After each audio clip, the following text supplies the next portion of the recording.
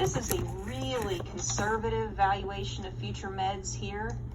I've valued future meds for individuals that are, quadriplegics and just very, very serious injuries that the damages were over $10 million.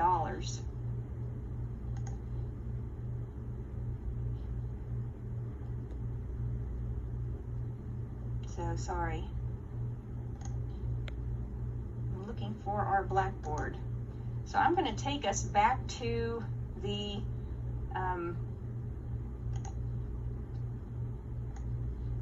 work papers that I've uploaded to you, and I'm going to use the actual discount rate that I would use if I were valuing this damages. We've thrown out a bunch of different real and nominal rates, but if you remember, if you click on this,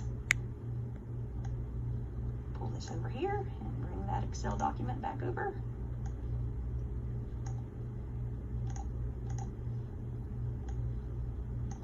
This is the interest rate calculation where we look at 1-year bonds and we net them down for inflation. So over the last 30 years, 1-year bonds have realized an interest rate of 3.25%.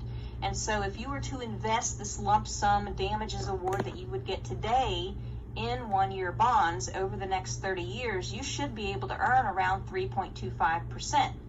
But we're only going to discount at 0.71%, even though you're actually earning this. Why do we do that? We're netting it down for average inflation. And so we are effectively assuming, remember 0.71, we're effectively assuming that these individual medical expenses, these annual expenses, will grow with inflation when we do this, when we discount at a real rate as opposed to the nominal rate.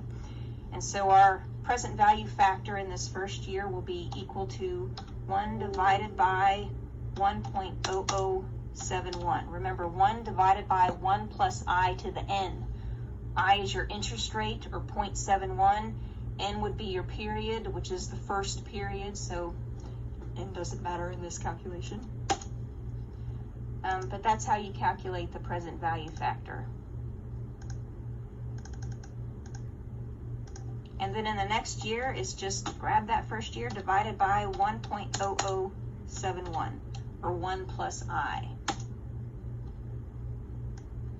And then carry that all the way down. And then the present value is just the total multiplied by the present value factor. And that gets carried all the way down. So the total present value of the damages here is $741,000. Do we offset annually for life probability? You could. That would be conservative, but it's actually a double dip of the life offset because you're stopping it at 79.9. He could live beyond this, right? There's a probability that he could live to 85 or 90 or even 100. People do. But we're not valuing it through that. We're valuing it just through his normal life expectancy. And so the fact that we're doing that is a life offset in and of itself. Now you're going to get hit from the other side as to why. Well, doesn't he have the probability that he could die at the age of 58, at the age of 62? Yes, but you just have to explain what a life expectancy is when that happens and how you don't want to offset for the probability of death twice in the valuation, which is what you would be doing. And even when we do the lost household services and we value the annual life offset, you could argue there that because the valuation is under his or her life expectancy, the life offset is in there twice. But again, it's conservative. There's no one right method to value economic damages. There's all bunch of different methods you could use. It just depends on what method you think is most appropriate and the easiest to support. So I'm still going to do a cumulative column.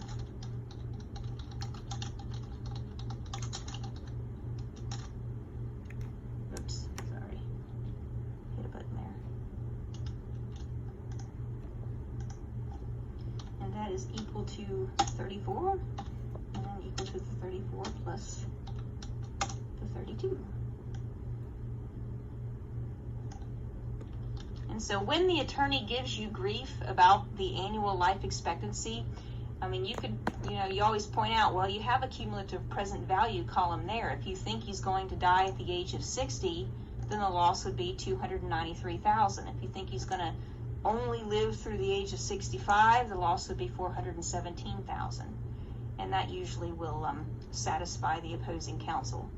But that's how you do a future medical expense valuation. There is no homework this week. You're not going to be doing this on your own. I do want you to get a start on the final report for the project, and you're going to be explaining how to do a future medical expense valuation. No great detail is needed in this report. It's only required a couple pages, but you may go over that, which is fine. But good luck. If you have any questions, guys, just give me